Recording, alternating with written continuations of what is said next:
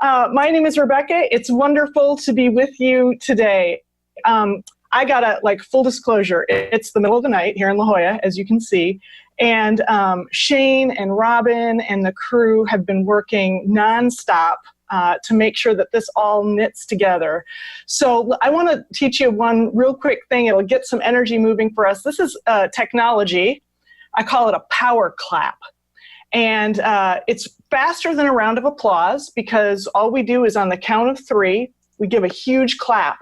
And with almost 1,000 of you there, I know that we should be able to shake the rafters with a power clap. So on 3, a power clap for this amazing introduction from David, for Robin Broom, who's been coordinating all this and has been our primary liaison, and for that amazing handsome monster in the back of the house, Shane, who's put this all together. So on 3, let's hear it. 1, 2, 3.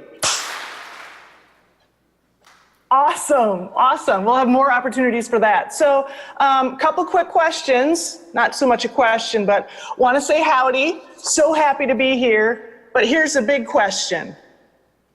Are you all in? We're going to be using a couple of different technologies today to connect us over this expanse. I know nothing is as good as being with you in person, but we're going to try to get close this morning. So one of the things that we're going to do, as was already mentioned in the introduction, is we're going to use this technology that you can pull up on your phone. You can pull it up on your iPad. You can pull it up on your laptop if you have a laptop there. You just have to point your browser to this URL. pollev.com NCWorks. And what I'm going to do now is I'm going to take you to the first poll. We're going to just practice. Let's go over here. Some of you may have already done this. Let's talk about your current state of alertness. So on your phone now, you can start to see the poll coming in, right? And I think you can also see how the answers are coming in. So this is just a little something to kind of get us going. I can see those late night folks in here. So this is real-time polling. As you're getting familiar with this, again, go to pollev.com. You can see it at the top of the screen. It says my screen sharing is paused. I want to, okay. Apologies. We should be able to see the screen now as your results are coming in. So a couple of reminders, things that I want you to know about this technology, because I built a lot of polls into this. In fact, we're going to set a record here today for the most number of polls I've ever used. I think I've over-prepared, I'll be honest. So the first thing I want you to know is that, again, this is just a smartphone, a laptop, an iPad, anything where you can use a web browser, right? The second thing I want you to know is that this is completely anonymous. I can't track this. Nobody here can track this. And as we get deeper and deeper into our time this morning, there are going to be more opportunities for you to give open-ended responses instead of just polling responses. So it is anonymous. And it says it at the top of every poll that your results are anonymous. The second thing that I want you to know is that the way this technology works is you buy into a plan. And I bought the plan that I felt like was responsible for the taxpayers of North Carolina and also wasn't going to delimit too many of you. So the truth is we're capped at 500 responses for each poll. So the first 500 of you who get your responses in there are going to be the ones whose polls get recorded. And if you are a person who is a little slow to the draw, you're like, oh my God, I'm the 7% who had a late night last night. You will, if you text your response, you enter your response, you're going to see that the poll has been filled. So if you are one of those 501st through 1,000th and your response isn't captured on this one, it's just because we're trying to be good to the taxpayers of North Carolina and not pay a super exorbitant fee for this technology. And then the final thing is I'll always broadcast the results as best I can. Let me tell you, if anything goes wrong technically with this, it's my fault. So I'm going to be toggling back and forth between my presentation and our polls, and I hope we have a really good time along the way. So I'm going to give you just a few seconds more to log in and complete this poll. Again, just point your browser to pollev.com/NCWorks, and then answer the poll. It shows up on your screen in a way that makes it very easy to understand how to log your responses. So, well, 52% of you are either trying to get a promotion, or you have been pre-jacked on some caffeine this morning. 52% of you saying that you're all in, 40% of you saying, I might leave in the middle of this presentation to go refill my caffeine container, and 7% of you admitting, at least admitting, that last night was a tough night. So guess what? You're all welcome. We're going to take you all along on this journey into the future. So I'm going to toggle back over to my other screen real quickly here. And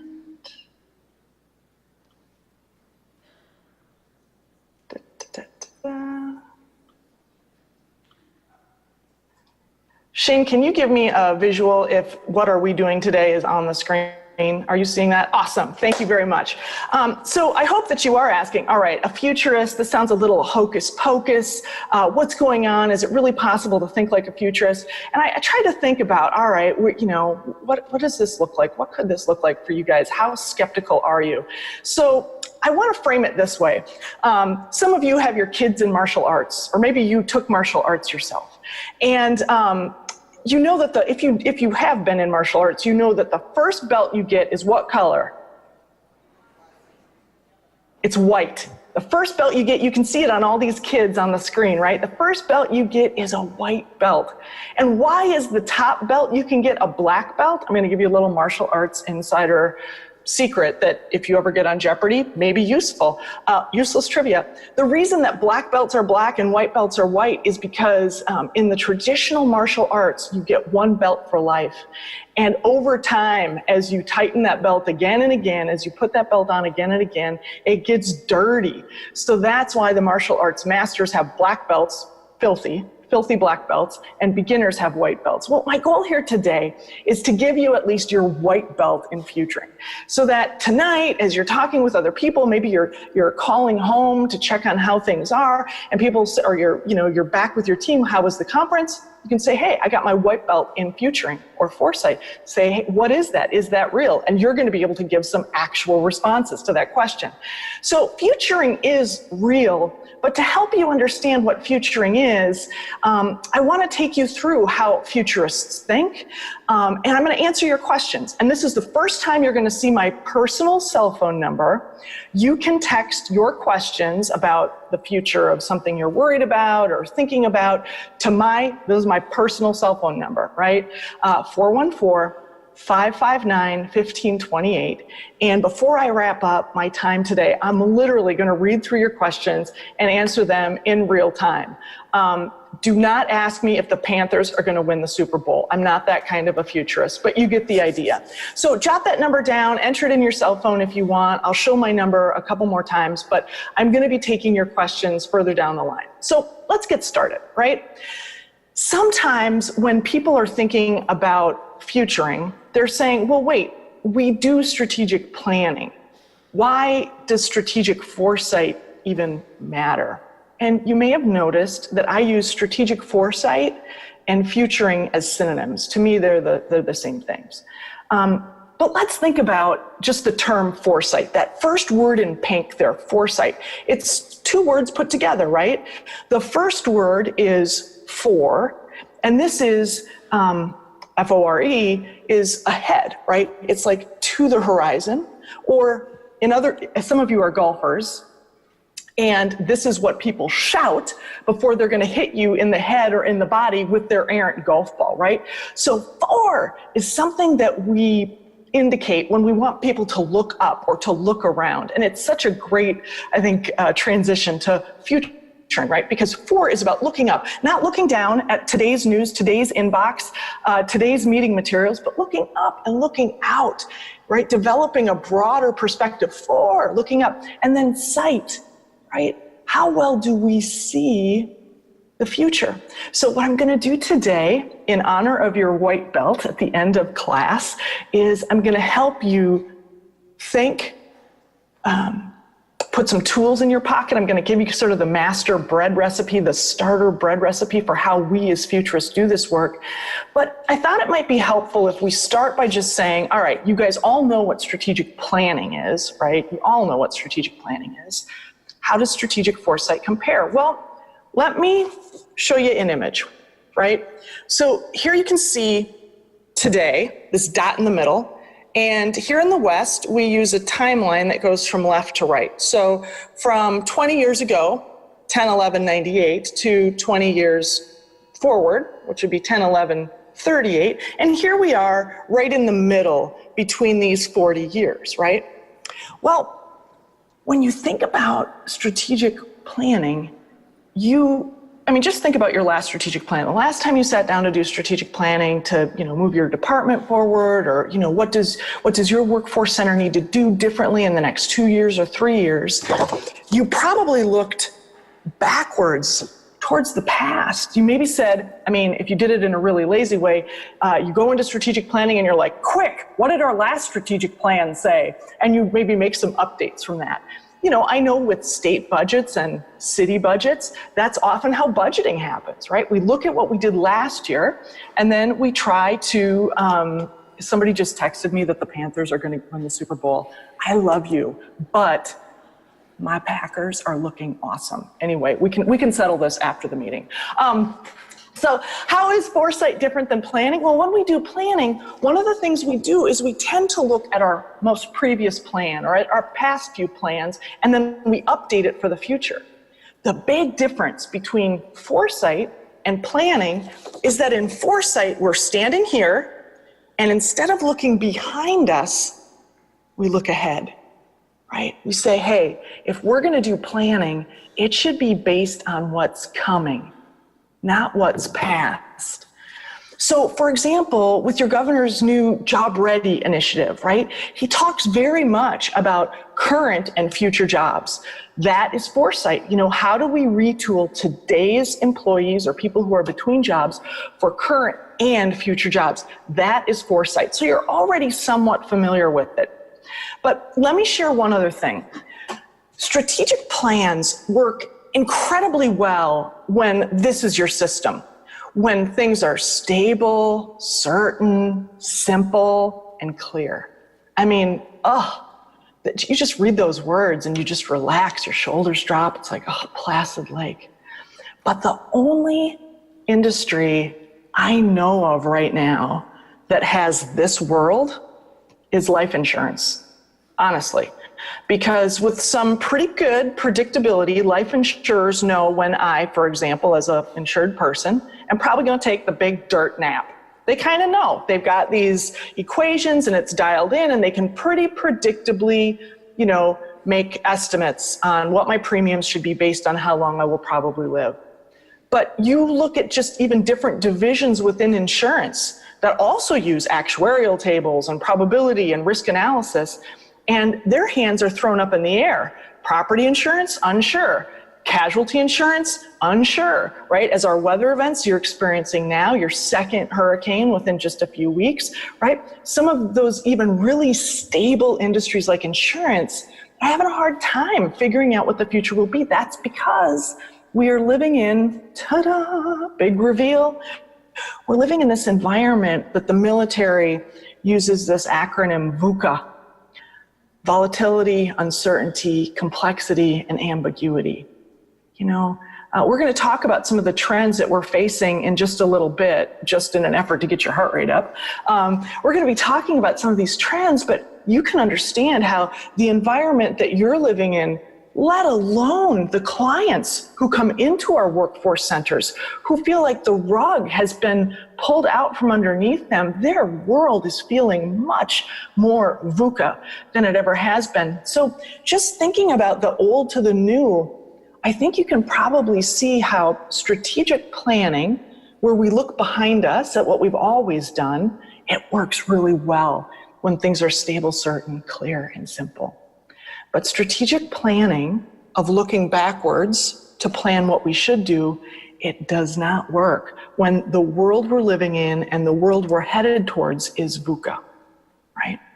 Okay, so what are we going to do here today? How are we going to, do this foresight thing? Well, the first thing I want to do is share with you why I get up in the middle of the night to meet with folks like you. I think that we are in a moment right now where futuring matters more than ever. And I'm a futurist who works primarily in the public sector. There aren't very many of us, but public service was beaten into me and my brother as we were growing up. My mom was always a poll worker. She ran for city alderman, which is our version of city council in Wisconsin. And when I think of what you are facing in the public sector right now, the importance of foresight has never been greater. So I want to share with you what's in my mind and heart about the future. The bottom line is America goes through these seasonal cycles: spring, summer, fall, winter. And we are right now in our fourth winter time period. And these winter time periods happen every 80 to 100 years. So I want you to think about this. You and I are in winter right now, and we won't see winter again for another 80 to 100 years. Well, chances are pretty good. I'm no life insurance actuary, but chances are pretty good you and I aren't going to be here in 80 to 100 years, right? So it's interesting how the human body that lives about 80 years in the United States, it goes through each one of these seasons, but it never goes through each season more than once. Just think about that. So let me take you through our most recent spring, summer, fall, winter cycle so that you can get a sense to the cadence of this. Ready? Here we go. All right. So our last springtime period was right after World War II and right before the LA riots. And this was a time when we had just come back from World War II. We were victorious, and a lot of amazing technology had been invented in part because of the war effort.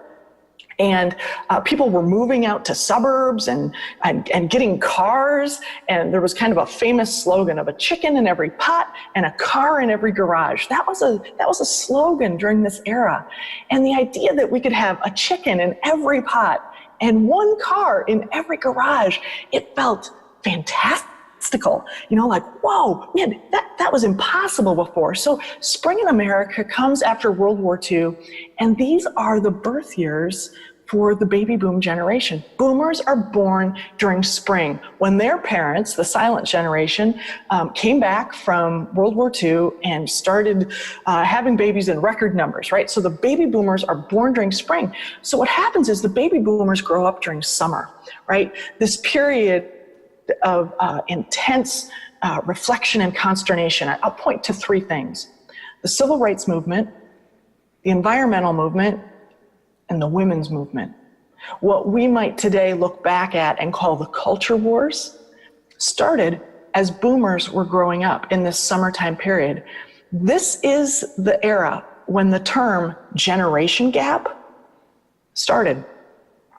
Because, traditionalists, the GI generation, the silent generation, they looked at their baby boomer children who were growing up during this time with their fly collars and men growing their hair long and, free love and sex, drugs, and rock and roll.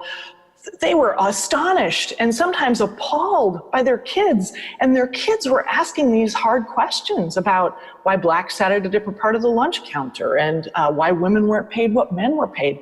So you can see that during this summertime period, there's a lot of foment, a lot of turmoil, a lot of intergenerational turmoil. And summer is when Gen Xers are born, right? So Gen Xers grow up during fall. Fall is an era when things start to show signs of age. It's an era where, well, I'll give you an example. The movie Kramer versus Kramer came out during this period, and it was, everyone was aghast that we were showing divorce on the big screen. But this was a talisman. This was really a sign of the times. So the headlines during this period were things like, the Jobs 2000, the Skills 2000 report that said, we're not educating America's kids in a way that's going to be competitive in the future. This is when divorce rates were going up. This is when news of kids being abducted was going around. Some of you may remember the dairies that would put the pictures of missing children right on the milk carton. So for those of you who were Gen Xers growing up during this fall time period, you remember having your Captain Crunch or your Count Chocula, right? And looking at a picture of a kid about your age, it was completely frightening, right? So here we've got a situation where fall, this autumn time period, it starts to feel like things are getting more brittle. That our sense of security, the sense of our education system working. This was the time of the Snl Loan Crisis of the 1980s. I was raised in a Lutheran church in Wisconsin, and we had two farmers in our church. And I was from a community of 25,000 people. Two farmers in our church killed themselves during this period because they were so upside down because of the farm crisis and the loan crisis that taking their life was the option that they chose. Everything started to go topsy-turvy during this period. And Gen Xers were raised in this environment. So is it any wonder, that Gen Xers, at work are kind of like, stranger, danger, They were taught not to trust anyone and not to trust anything. Very unlike baby boomers, right? Baby boomers are like, hey man, I want to teach the world to sing in perfect harmony and we can do this together. And that's very different than the Gen Xer environment that they were raised in. And therefore they come into the workplace, they come into the employment situation, they come into community life in a different way. And millennials are born during fall. So can you imagine being born during a time when all of the social structures and many of the political and civic structures are starting to show signs of aging, signs of breaking down? And then, boom, 2001, right? 2 planes hit the World Trade Center, another plane into the Pentagon, right? I mean, this is a time when, the world as we knew it was ending. After this, we've got the significant Great Recession, too big to fail. And, 1 in 10 of us had lost our jobs, and almost all of us knew somebody who had. You felt that more than just about anyone, right? As workforce and how we're going to handle this very different environment. How is that going to be different, right? But I'll tell you what, this wintertime period, it only comes, as I mentioned before, once every 80 to 100 years. And it has always been an era when America has a chance to reflect and ask itself the really hard questions. Who are we for? What are we for? You see this in our political environment now. Right? And before now, who are we for? What are we for? And this has echoes of every previous winter. Our first winter was the American Revolution. Our country was founded on these big questions. Who should America be for? And what should we be for? Then again, during the Civil War and Reconstruction, who are we for? And what are we for? And then again, the third time during the Great Depression, again, who and what are we for? And now here we are in winter in America, and these questions are being asked at the North Carolina legislature. They're being asked at the local government level as well. We are wrestling with this question of who and what are we for? So the reason my heart is so in the place of foresight right now, especially in the public sector, is because 2 things. One is this moment when we get to ask these questions and talk about these questions, it only happens once every 80 to 100 years. This is a privilege. This is a privilege because the answers that we create set the table for the next generation. But the second reason is this. The public sector unlike the private sector is about quarterly earnings and annual results, and they have a very now perspective of things. The public sector has this amazing blessing and curse. Sometimes it feels like a curse, but we are able in the public sector to make much longer term investments in things. We are able to think out, sometimes 5 years, 10 years.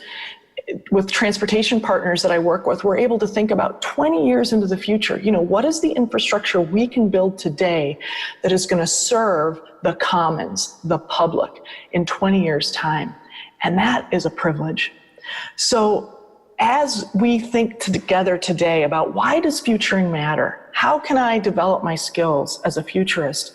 I want you to carry with you this notion that we are in this winter time period. It is a unique moment. It will never happen again in our lifetimes. And we have the opportunity to set the table for the coming spring. I kind of want to ask,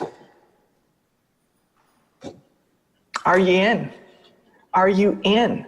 So that we can do something really special with the time we have at NCWorks to get this organization, these workforce centers, our mindset geared toward current and future generations.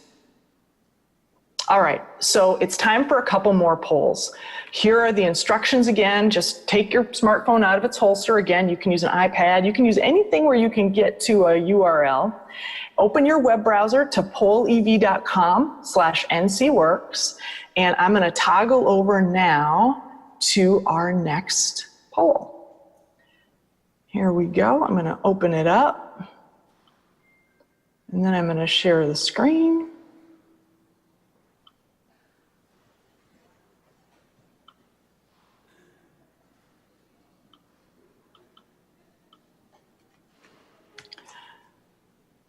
All right, you guys, I've got a little problem here. My web browser is not responding. Oh, hang on. It seems to have just sort of woken up. So get your web browser pointed to polev.com/NCWorks. And let's see. Oh man, it's giving me some haterade right now. So let's see if we can do this a different way. I don't want to hold this up while we're trying to wait for poll everywhere. I'm going to exit this page. Let's see. Thank you for your time, attention, and concern. Here we go. So the next question, I'm going to activate it right now, so you should see it on your browser. How much do you feel you can impact the future of NCWorks? And again, these polls are anonymous, but I'm going to toggle over so that you guys can see how things are coming in here. Right. So now you can see how your responses are coming in. If you're having a hard time accessing this technology, maybe there's someone at your table who seems to be having an easier time. Don't be afraid to say, hey, can you show me, what am I doing wrong here? Because once you get the hang of it, once you get the web page loaded, you're going to be golden. Then you've got it there, and I'll activate these questions over time. Okay, so as you're getting there, sweet. So far, over 80% of you say that you feel you can impact the future of the organization somewhat or a great deal. This is a question I often use to just get a sense of whether people feel like the future happens to them or whether they feel like they help shape the future. So I'm very glad to see those of you who feel that you can impact the future somewhat or a great deal. Because you guys are you're ripe for this futuring thing. So we're gonna continue to, I probably now shaded the answers that I've told you what I'm looking for here, so sorry, pretend I didn't say that. But I'm gonna close this poll in just a bit. So I'll give you a few more seconds, get those last respondents in here. Fantastic. All right, so Over half, just slightly over half of you say somewhat. About a third of you say, I can influence it a great deal. Many of you are saying very little, or not many of you, about 12% of you, very little or not at all. So I want to go back and I'm going to open up another question for you guys. This one is about thinking about the 20-year future. Man, I wish that I could have asked this question before Governor came out with Job Ready and after he came out with Job Ready, because I really feel like this is a game changer for workforce in North Carolina. So when you think about the 20-year future of North Carolina's workforce, what do you think it'll be? A lot worse, somewhat worse, about the same, somewhat better, far better? Okay, again, these responses are completely anonymous. Please be honest. I have limited you to 1 vote per person. You can change your vote, but this isn't Chicago. You can't vote unlimited. So I'll give you a little more time to fill this one out. See if anything significant is moving here.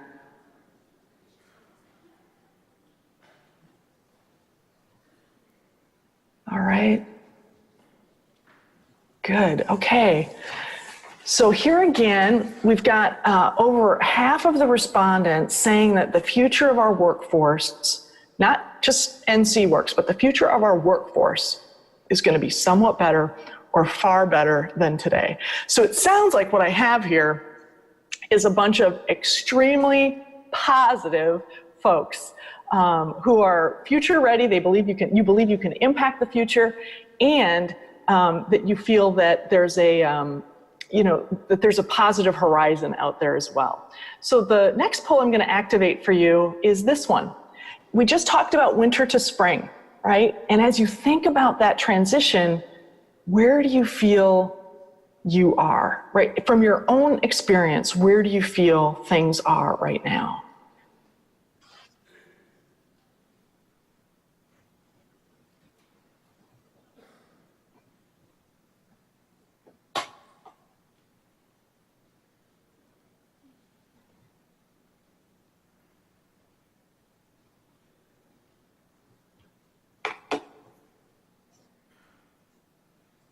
Fantastic. All right.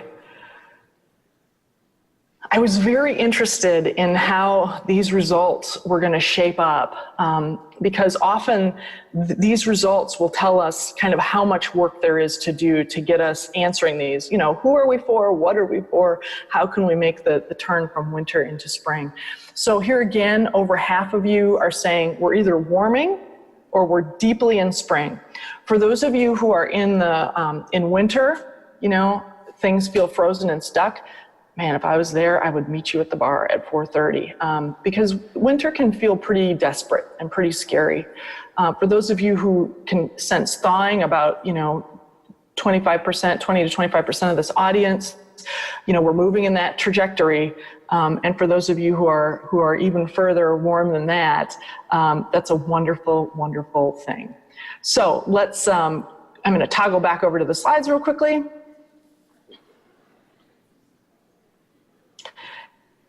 We're going to go into the futurist mindset. So here we go. Are futurists really just a bunch of whacked out weirdos? I'm going to be honest. I spent all last week with futurists, 2 days in New York City with a bunch of futurists, and I brought some new intelligence for you. And then 2 days with a different group of futurists. And there are some kind of whacked out people in futuring. I'll be honest, even though I am a futurist and an economist, 2 complete nerd labels plastered on my head, even I am sometimes, I give the old dog listening to a harmonica look to some of these futurists, okay. So I want to take you inside the mind of, I should say, a professional futurist, inside the mind of a person who does futuring with great integrity, no tricks. And here's the gist of it. Here is the gist of it. What we as futurists need to do, and what I'm going to train you to do a little bit here today, is how to think like a futurist. And here's the fatal flaw that most of us make. Anais Nin says, we don't see things as they are, we see them as we are. We are the kitten looking into the mirror and seeing a lion. And so one of the first things that good futurists exhibit is insane humility, really intense humility. I don't know the answers to everything, neither does any other futurist. But I always get worried when I see futurists start to talk about the certainty of their projections. You know, we will have X by Y. That's not great foresight, and it lacks humility. So I want to take you inside the mind, all of our minds, and I want to talk to you about how futurists do this a little bit differently. Dan Kahneman wrote this fantastic book, winner of a book award several years ago, called Thinking Fast and Slow. And over 40 years of research into how the human brain works, he said, we have two brains. The first brain is this one in purple. It's indicated by the rabbit. It's really fast. You know, there are things that you do every day that are very, very fast. And maybe you may not even do. Like, you know, I think about how many of you roll over in bed and pick up your iPhone and just start looking at your smartphone, right? Or, you know, how many of you, when your kid says, can I have $20, you just instantly say no, right? These are things that you have involuntary control over, right? It's our fast thinking brain. And fast thinking does most of our work for us, and it's an amazing thing. It's absolutely wonderful. And it is, I'll leave it at that. It's amazing. The problem in futuring is when we use the fast brain to do what should be slow brain work. So anytime, you know, I use let's take it from the top, the words in green on the right of the screen there. Let's look at patience. You know, there are times when we should be more patient with our children than we are, right? Concentration. There are times that we should put a little more thought into our email response than we do. Constructed thoughts. You know, this is where designing a plan for the future, man, we need to use constructed thoughts on this, which requires some analytics and some effort.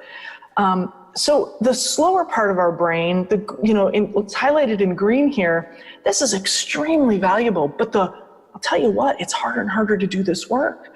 Because of our digital environment right now, it's like these things run us, we don't run them. The dings and the beeps and the chirps and the whistles and the badges with, 4 unread messages and how many people liked my last post.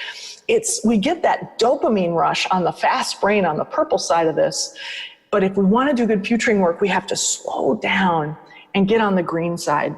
And the way that Kahneman talks about thinking fast and slow, about how to use the fast brain for what it's good for and use the slow brain for what it's good for, he reveals to us a series of cognitive biases that most of us, and probably almost all of us, have. And I want to bring 2 of them to you today, because I feel like just these 2 biases, for an everyday person out on the street trying to get their white belt in foresight, for that everyday person, if you can get a hold of your brain and stop it from these 2 biases, I will have created a tiny group of kindergarten futurists here today. So here they are. I'm going to use examples, then I'm going to explain what's happening. So this was the presidential map after the morning after the election, our last election.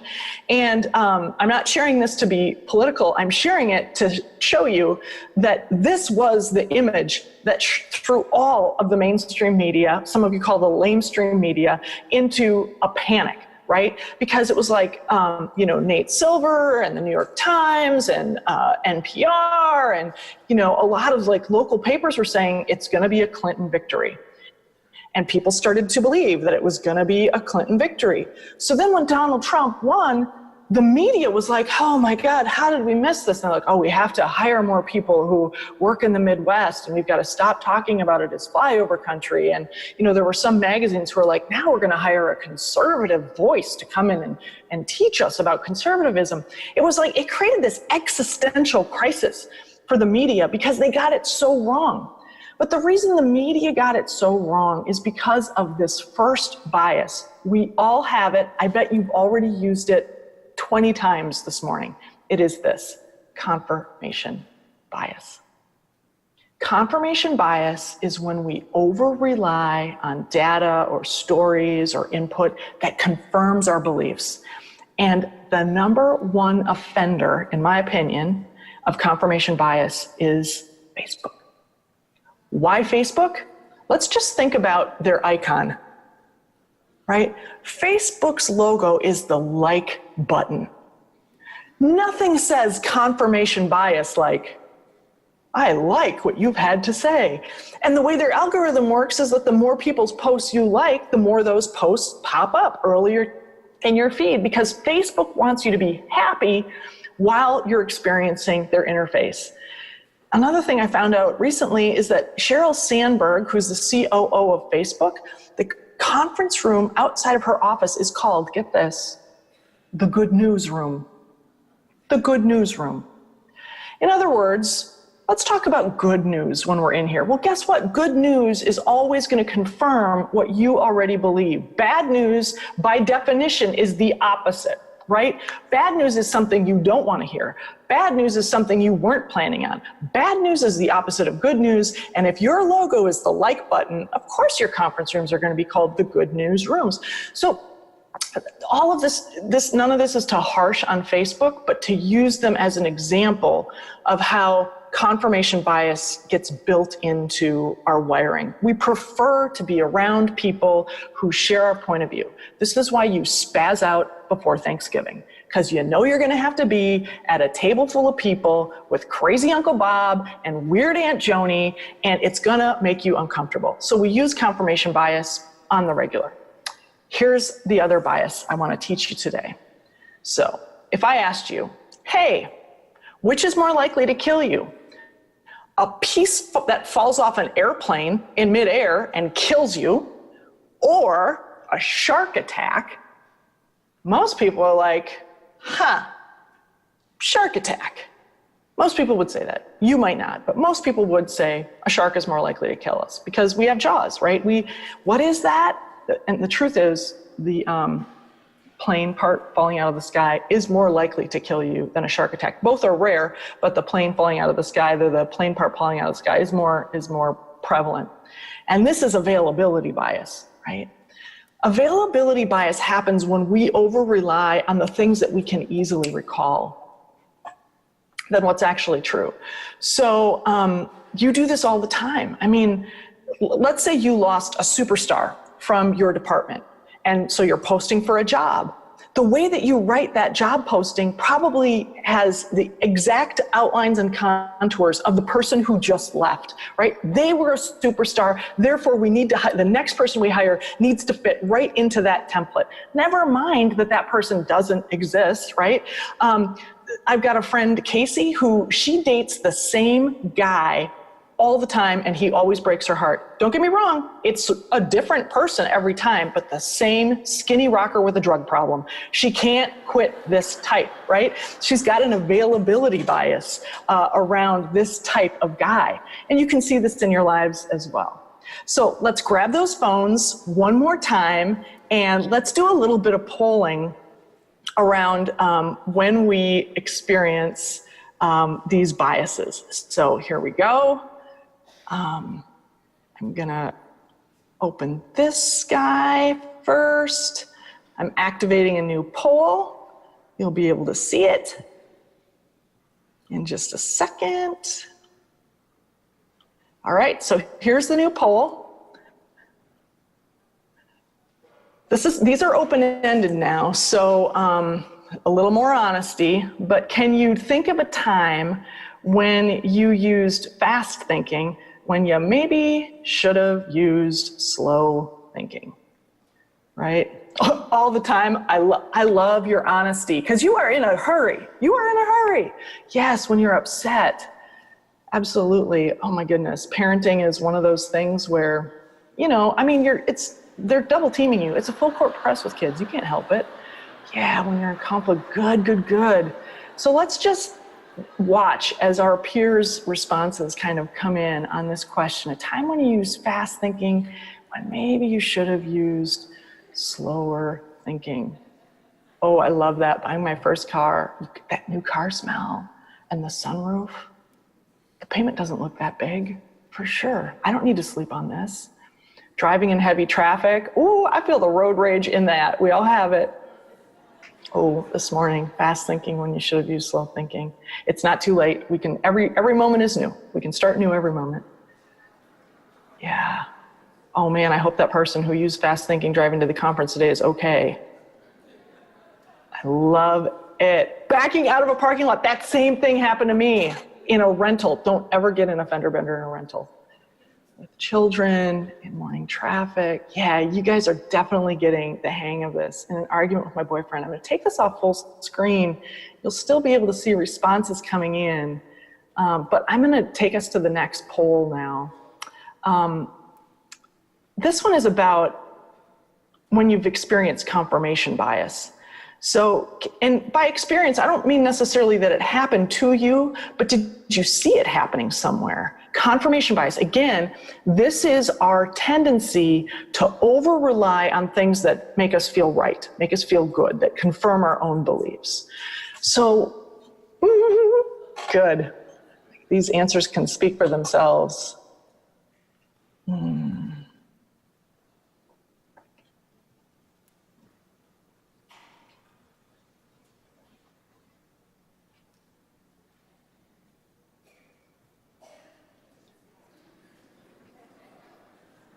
Man, I really appreciate the candor that you're sharing this with, because these issues that you're sharing are not small issues. And to be able to see how your own confirmation bias shows up on fundamental issues for you, voting, religion, relationships, politics, man, that is super insightful, very honest. So I'm gonna jump to our next polling question, and you can probably anticipate where this next question is gonna go, and it's gonna be about availability bias. So when have you experienced availability bias? And again, this is just an opportunity to think about not necessarily that you've done it to someone else, but maybe that you've seen it, you've witnessed it. Oh, that's a great one. Making new friends. Boyfriends. Oh man, I appreciate you. At work. It's wonderful. Oh, golly, so good. Man, you all are declaring your availability bias in matters of love here. Oh, a dessert table. I feel that. Starbucks. Yep, you just order the same thing because it's what you get used to, right? Hiring, this is such good stuff. Really, really terrific. Really terrific. Good reflection. Man, I knew I was gonna love this group, but I really love this group. The candor and the honesty, it's coming through. So I'm gonna leave that poll open so you can continue to share, but I'm going to toggle back over to my keynote presentation so that we can kind of keep going and stay on track. So now I've shared with you a little bit about like how futurists think about the future. Like we try to remove all of these biases, and there are dozens and dozens. But what do we think about? And so buckle up, because I'm gonna go quick. I'm gonna teach you first this master bread recipe. I call this the master bread recipe because if you're a baker, I'm gonna try to be baker, you know that the bread recipe just has 4 ingredients, and you can kind of put those together in any kind of a combination. And generally, with the right proportions, you can turn out a good loaf. You know, so flour, a liquid could be oil, water, an egg, yeast, and sometimes a little bit of sugar to kind of activate that yeast, right? Well, this is the master bread recipe for what we think about as futurists. So let me take you through some of these real quickly. So I'm going to go in order. This is the STEEP acronym that we use for what we think about as futurists. And literally, if you want to think about how you might apply this to your own department, you should be asking, right? What are the societal trends, the technology trends, the economy, environment, and political trends that we are facing in our workforce center, within our work group, within our company, if you're a corporate sponsor or partner, right? So here we go. So society, who are we becoming? And there are a couple of things that, I can portend that we're going to have to really start to think about. One is that not only are we aging, but we're living longer, right? So we've got a huge baby boomer bubble, And whereas 60, 70 years ago, most people didn't live to be 70, most people do now. So we're upside down on how we're thinking about like Social Security now as an example. We used to have 13 to 14 workers supporting everybody who was on Social Security. Now it's 2.1 workers supporting everybody on Social Security. So that contract just isn't working as well anymore because we're getting older and we're living longer. So as we think about North Carolina's aging community, how do we think about what does that mean for workforce? Do they stay in the workforce longer? What does that mean for how we continue to care for folks in the community? And then what does it also mean for how we have to rethink about attracting our next generation? I'm working in Asheville, North Carolina right now on a project, and we know that they've got a lot of older boomers who are retiring to Asheville, and we've got millennials who are coming to Asheville but don't feel like they can afford to stay. So often they come for a while and then they leave, so it's like this revolving door. Will we eventually have to do in North Carolina what Maine is now doing, where they are saying to millennials, we will pay for $5,000 of your college tuition if you will come and work here for several years. We'll pay you $5,000 a year to do that. We'll do debt forgiveness. So society, who are we becoming? Who will our customers of the future be, right? Then let's talk a little bit about technology. I met this guy, he's Nigerian, he's got a startup in Silicon Valley, and he is programming microchips with neurons that can smell that have really superpower smells. So what he literally does is mice are the creatures that can smell the best. He takes neurons, he programs them with a mouse's sense of smell, and he's using this clearly in the military, but also they're building walls in airports so that the walls can detect bombs in airports. He's also using it to help growers, organic growers, who would normally have to use human beings to test how things taste and smell. He's using his technology to do that. On the technology front, I want to show you just one other thing. Remember I told you I was with a bunch of futurist weirdos last week? So this is from NATO. This is unclassified, so it's, we can all see it. I'm not going to, get shot for showing you this, but they're looking at how technology is changing policy and political trends. And I want to draw your eye to this. China is totally outspending us, the West, on AI, bioengineering, nanotechnologies, and they're not sharing. They're not making these open source. So in the same way that we try to protect China from copying us, China is now leapfrogging us, and they're saying, and you can't copy us. One other thing I want to show you in here. In the West, this first thing in the new box that's highlighted is our legal and ethics prevent us from doing some things that other countries are inventing. I can't talk about those on this web conference, but you can imagine that our ethics are getting in the way of us keeping up in this race. And then look at the GAFA thing on the very bottom. Google, Apple, Facebook, and Amazon, their influence on global power is going to increase. This is an amazing thing that we could never have predicted 20 years ago. Facebook was born in 2004, and now NATO is predicting that it will continue to have bigger and bigger influence on global power distribution, right? One of the things that we look at with technology and with the workforce is, what is the innovation quotient? Are you growing new jobs? Are you growing new businesses? Are you growing new sectors? And this is a reason to be positive and optimistic for North Carolina, because look at your score. You're clearly in the purple area, right?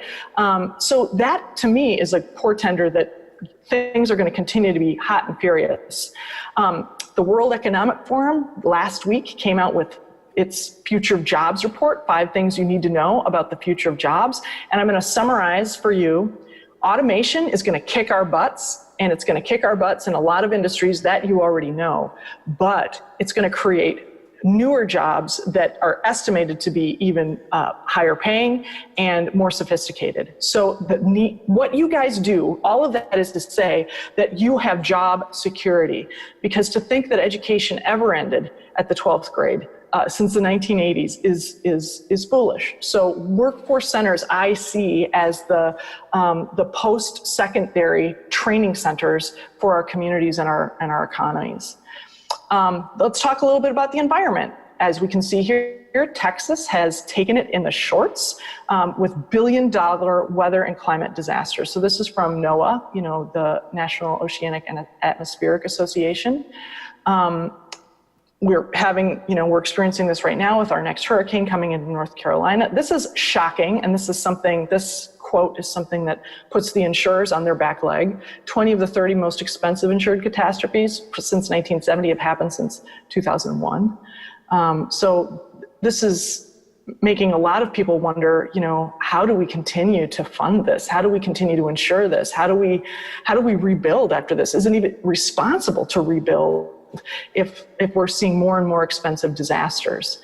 And then finally, around politics, this is a data visualization, and what this is showing is how often red people, Republicans, and blue people, Democrats, are talking with each other. And these two balls used to have a good bit of purple overlap, but we are becoming more and more politically striated to the extent that parents are now putting pressure on their kids to say, if it's a Republican family, don't you even bring a Democrat home. If it's a Democratic family, don't think about dating a Republican. And so this is becoming now a qualification for how we even connect with people in a social and in a relationship way. It's kind of going back to, I remember raised in this small town in Wisconsin and raised in a Lutheran church, you were told not to talk to Catholics, like it could catch. And we're doing the same thing now. We used to do this around ethnicities. If you were Irish, don't talk to an Italian, or whatever the case is. And that's just what is now happening to our politics. So we're not gonna go to the poll just in the interest of time, but I am gonna take some of your questions now before we make our last polling and our last thank you. So, I've given you Inside the Mind of the Futurist, How Do Futurists Think? And I've given you the steep categories for the things that we look at to think about how things will change in the future.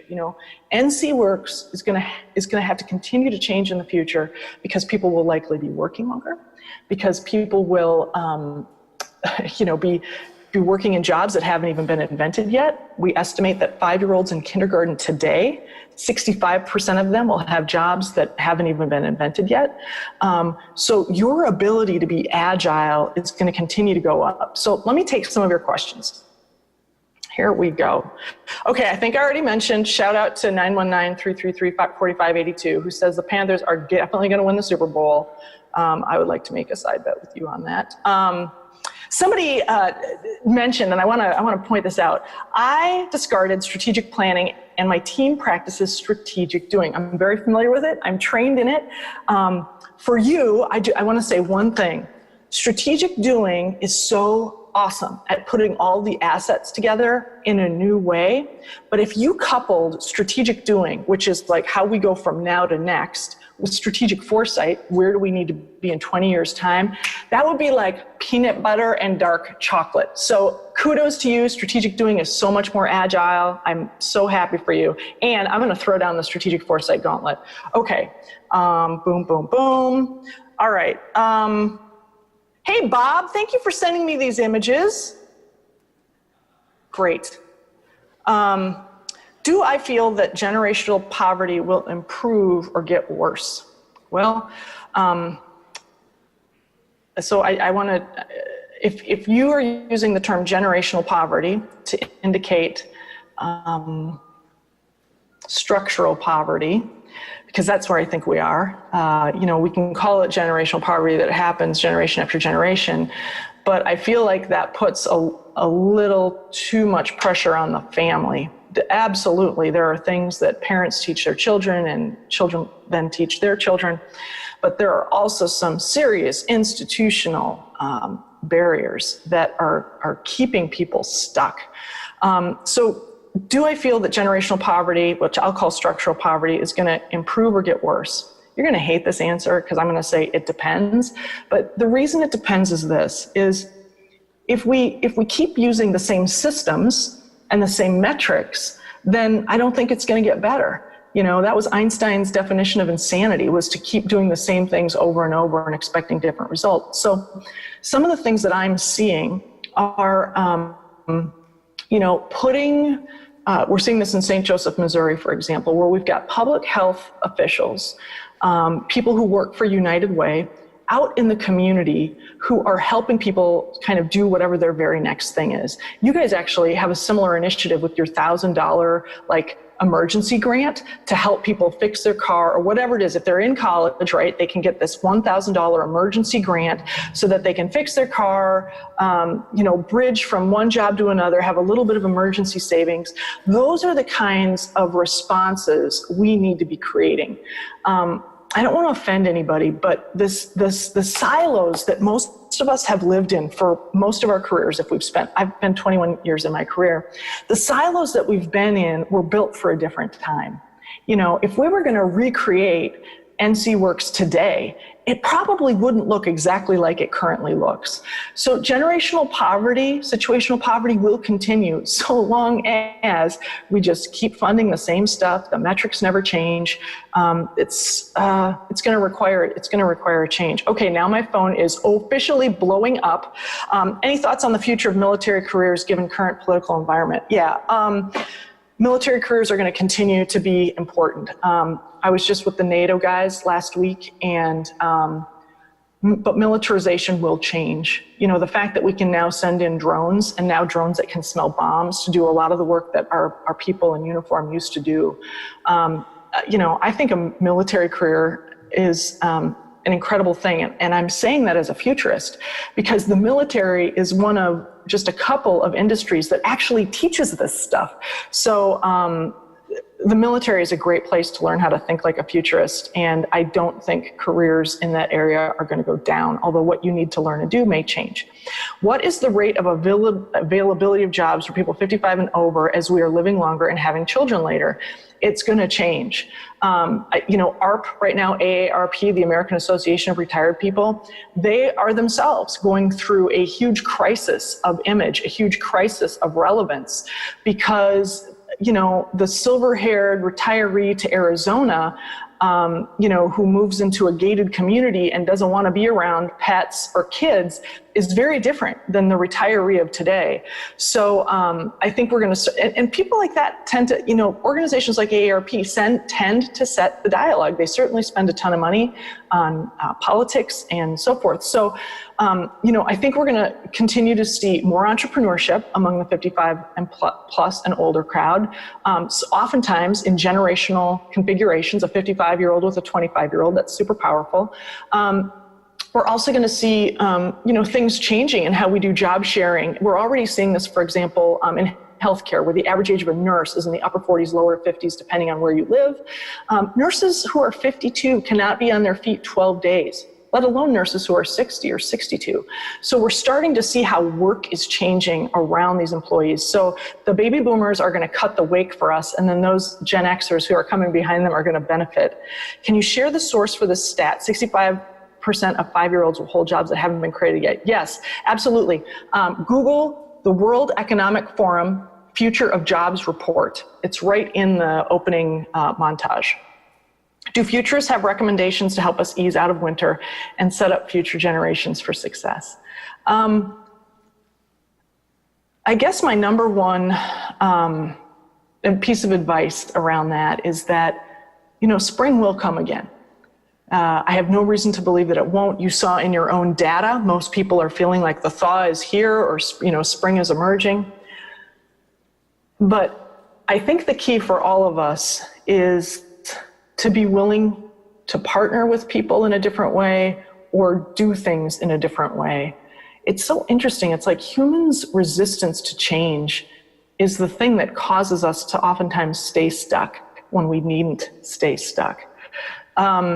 So I would say if you are uncomfortable, you're being asked to do something different or work in a different way or change your department or whatever, that is a good sign that you are moving towards spring. But I also want to tell you, I'm giving a free copy of my book in PDF format to everybody today. And the last chapter or 2 chapters of the book are about this very thing. There are a series of things that you can do and you can look for to help us make the turn from winter to spring.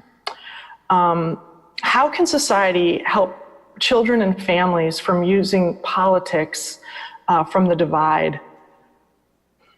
I don't have a good answer for this one, because what I feel like is happening right now is that the avalanche of social media that we have not yet learned as human beings to tame is overriding our good thinking.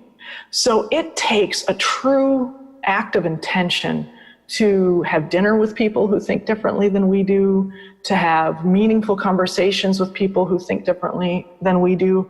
And as crazy as that sounds, that is always how we have overcome our divisions, is trying to put ourselves in the shoes of another person. Empathy is the answer to this political divide, and we've got to, start here. Next question: how do we deal with people who have confirmation bias against experts and science?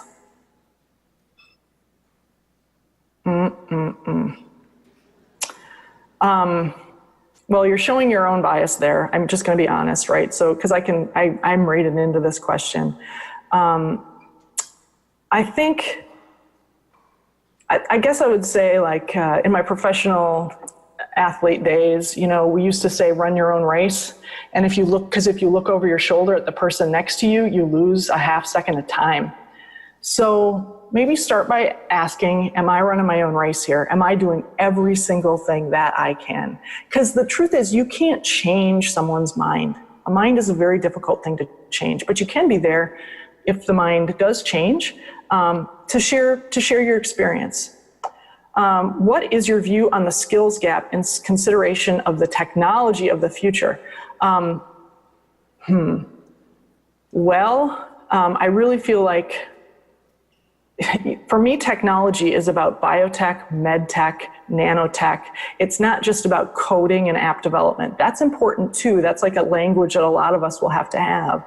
But I think this STEM stuff is where the higher paid jobs are, the higher skilled jobs are. So I would kind of go there first. Nano, bio, ag tech, med tech. I'd be checking out those things in terms of tech, not just the pure Silicon Valley. There's an app for that tech. For your project in Asheville, what trends are you seeing for where the city is headed? I will follow up with you later because we actually have a nice report on that.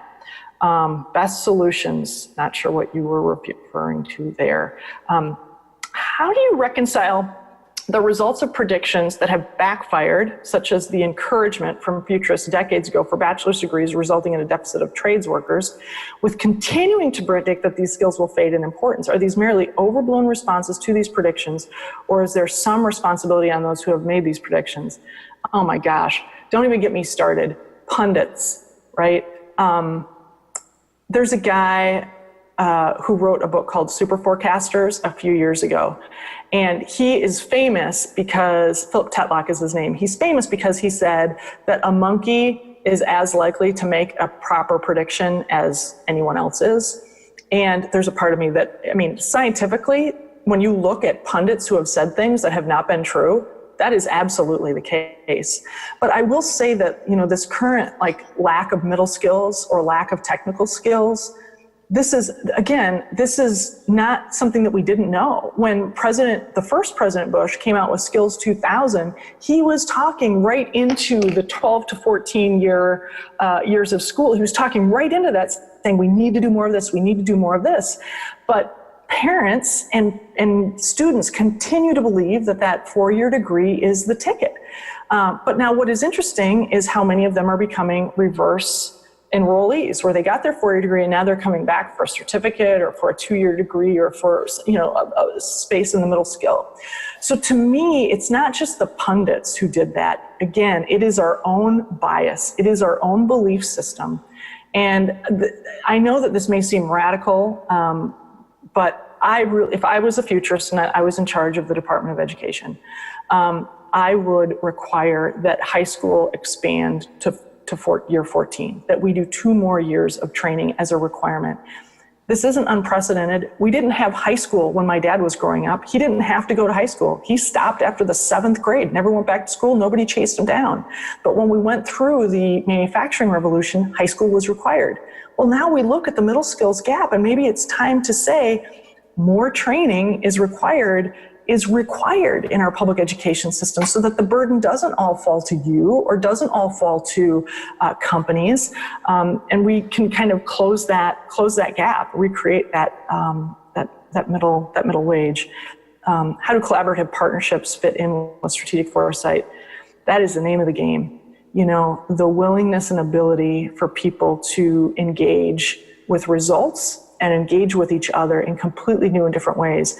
I want this collaborative partnership person to talk to the strategic doing person, because strategic doing, we talked about it earlier, is a way that amazing and powerful collaborations are necessary. So I'm going to actually,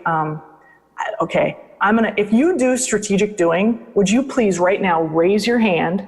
Just raise your hand, because you are the model of how we can do collaborative partnerships in the future. And if you texted me this question about collaborative partnerships, go find that person. Or go to the University of Purdue's strategic doing. I'm going to take one more and then I'm going to do my closing story. How do you formulate futuring with such questionable data sources, e.g. decisions made by soccer moms based solely on intuition and marketing and not science? How do you formulate futuring with such well, as futurists, we try not to use questionable data sources. It's actually one of the hardest jobs, is finding the right data that can then help you formulate, what these future scenarios will be. So, good data. It's like having good ingredients in your kitchen. If you want a delicious meal, start with good ingredients. Same with data.